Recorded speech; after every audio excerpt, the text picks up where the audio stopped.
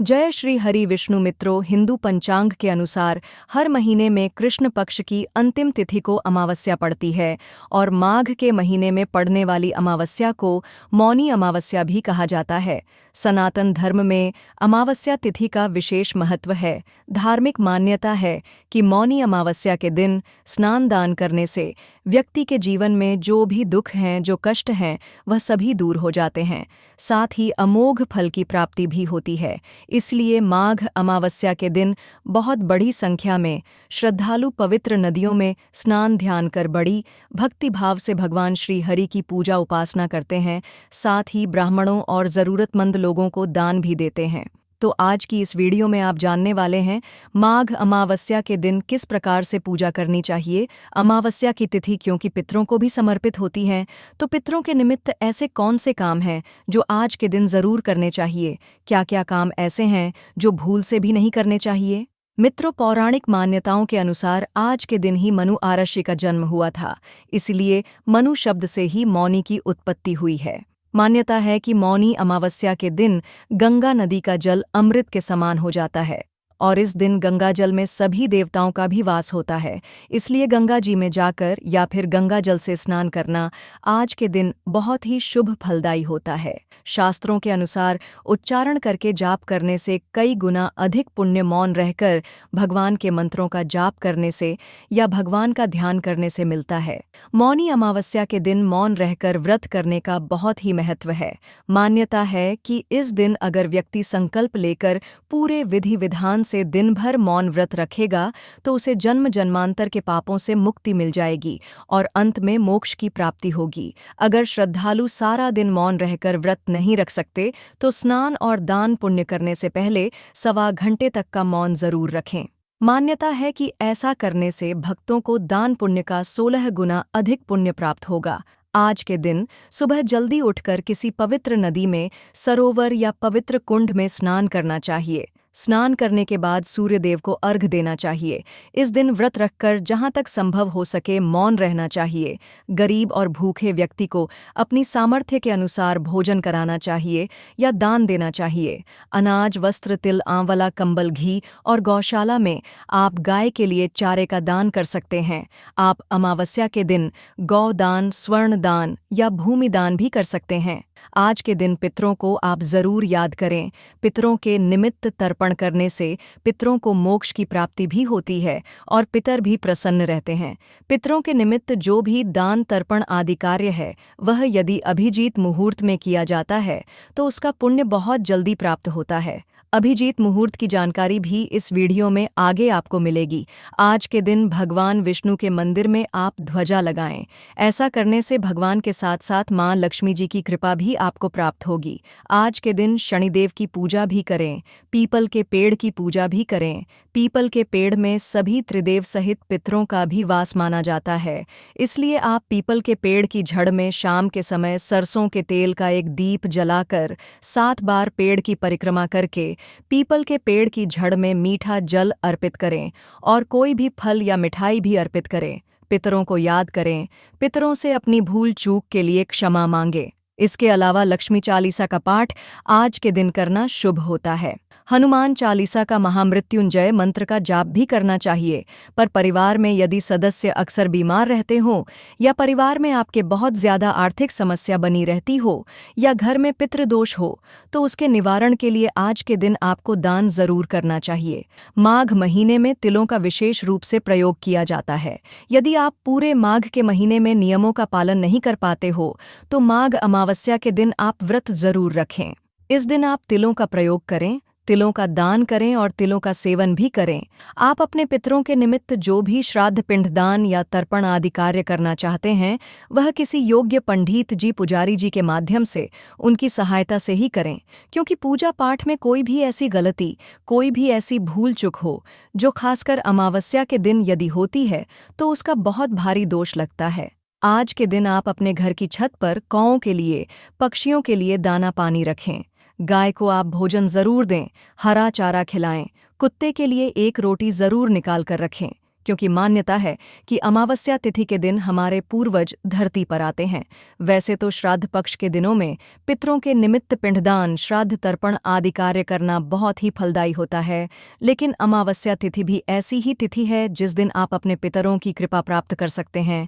तो आज के दिन आप पितरों के निमित्त जो भी कार्य करें वह अपने घर पर ही रहकर करें। किसी दूसरे की जमीन पर या किराए के घर में श्राद्ध तर्पण आदि कार्य करना वर्जित माना जाता है। यदि आपका खुद का घर नहीं है तो आप किसी नदी के किनारे जाकर भी, पवित्र नदी के किनारे जाकर भी अपने पितरों के निमित्त पिंडदान या श्राद्ध तर्पण आदि कर सकते हैं। जब पितरों का पूर्वजों का अंतिम संस्कार विधिवत नहीं किया जाता है तो ऐसे में पितरों की आत्मा भटकती रहती है, जिस कारण से घर में पितृदोष लगता है। तो इसके निवारण के लिए पितृशांति, पितृदोष निवारण की जो उपाय हैं वह आपको अवश्य करने चाहिए। आज के दिन मछलियों को आटे की गोलियां खिलाने से भी पितृदोष दूर होता है। भूल से भी आज के दिन आपके घर में लहसुन प्याज का सेवन या मांसाहार का सेवन नहीं होना चाहिए। परिवार के किसी भी सदस्य को नाखून, बाल इत्यादि नहीं काटने चाहिए। घर पर यदि कोई भी याचक आए तो उसे खाली हाथ नहीं लौटाना चाहिए। जो लोग मौनी अमावस्या के दिन सुबह से लेकर रात तक, जब तक उपवास नहीं खोला जाता है तब तक यदि मौन रहने का संकल्प लेते हैं, तो ऐसे में यदि बीच में आप कभी भी जान अनजाने में यदि बोल जाते हैं, आपके मुंह से आवाज निकलती है, तो उससे व्रत खंडित माना जाता है। यदि आपका कोई ऐसा काम हो जिसमें बोलना आवश्यक हो, तब आप इस व्रत को बिना मौन रहे साधारण अमावस्या की तरह भी रख सकते हैं। और अगर आपके पास समय हो तो आप 1.25 घंटे का मौन व्रत भी रख सकते हैं। इस दिन सुबह स्नान करने के साथ ही आप मन ही मन माँ गंगा का, अपने पितरों का ध्यान करें, और जब तक आप दान पुण्य न कर लें तब तक आप मौन ही रहे। अमावस्या के दिन देर तक नहीं सोना चाहिए। इस दिन सुबह सुबह ब्रह्म मुहूर्त में उठकर स्नान करके गंगा जल का पूरे घर में छिड़काव करना चाहिए, और इसके बाद दोपहर के समय आप दक्षिण दिशा में मुंह करके बाएं पैर को मोड़कर बाएं घुटने को जमीन पर टिकाकर बैठें। इसके बाद तांबे के चौड़े बर्तन में काले तिल, गाय का कच्चा दूध, गंगा जल और पानी ढालें। फिर उस जल को दोनों हाथों में लेकर सीधे हाथ के अंगूठे से उसी बर्तन में गिराएं। इस प्रकार आपको 11 बार करके पितरों का ध्यान करना चाहिए। मौनी अमावस्या के दिन श्राद्ध करते समय सफ़ेद रंग की वस्तुओं का ज़्यादा से ज़्यादा प्रयोग करें। पुष्पों में भी सफ़ेद रंग के पुष्पों का ही उपयोग करें।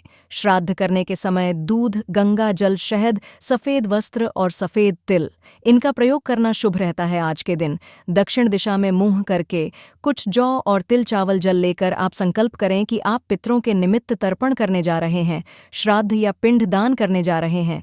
फिर इसके बाद यदि सामर्थ हो तो कम से कम 1 या फिर 3 ब्राह्मणों को अपने घर पर आमंत्रित करके उन्हें भोजन कराएं। भोजन शुद्ध सात्विक होना चाहिए। इसके बाद भोजन थाली और पत्ते पर ब्राह्मणों के समक्ष भोजन परोसे, और उस समय बोलना नहीं चाहिए। ऐसा करने से पितृ बहुत प्रसन्न होते हैं और परिवारजनों को शुभ आशीर्वाद देते हैं। घर में सुख शांति के लिए अमावस्या के दिन तिल को आटे में मिलाकर रोटी बनाएं और गाय को खिला दें। अमावस्या के दिन आप आटे की गोलियां बनाकर उसे आप मछलियों को खिलाएं। ऐसा करने से बहुत सारी समस्याएं आपके जीवन से दूर हो सकती हैं। अमावस्या के दिन पितरों के निमित्त भगवद गीता का 7वां अध्याय पढ़े या सुने। ऐसा करने से भी पितर प्रसन्न होते हैं। आज के दिन आप दक्षिण दिशा की तरफ मुंह करके पितरों के निमित्त तर्पण तो करें ही करें। शाम के समय एक दीपक दक्षिण दिशा की तरफ जरूर जलाएं, क्योंकि दक्षिण दिशा को पितरों का वास माना गया है। ऐसा करने से पितर आशीर्वाद देते हैं। जिन लोगों को बहुत ज्यादा मानसिक तनाव बना रहता हो या फिर बहुत जल्दी नजर लगती हो, ऐसे लोगों को अमावस्या तिथि के दिन मन में पूर्ण विश्वास रखकर दूध में अपनी छाया देखकर उस दूध को किसी काले कुत्ते को पिला देना चाहिए। ऐसा करने से मानसिक तनाव भी दूर होता है और आपको लगने वाली नज़र भी नहीं लगती है। अमावस्या तिथि पर चींटियों को शक्कर मिला हुआ आटा ढालकर खिलाना चाहिए। इससे सभी मनोकामनाएं पूर्ण हो जाती हैं। आइए अब जानें शुभ मुहूर्त के बारे में। इस बार मौनी अमावस्या 29 जनवरी को मनाई जाएगी।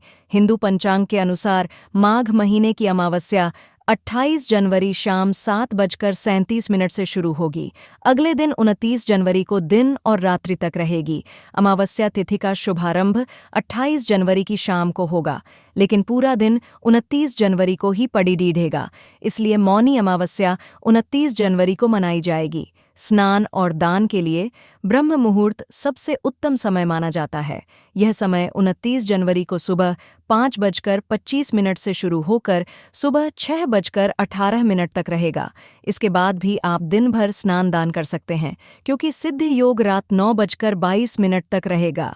अगर आप कोई खास काम करना चाहते हैं तो अमृत काल का समय सबसे शुभ है दोस्तों।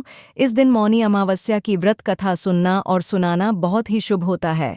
तो आइए आपको सुनाते हैं मौनी अमावस्या की व्रत कथा।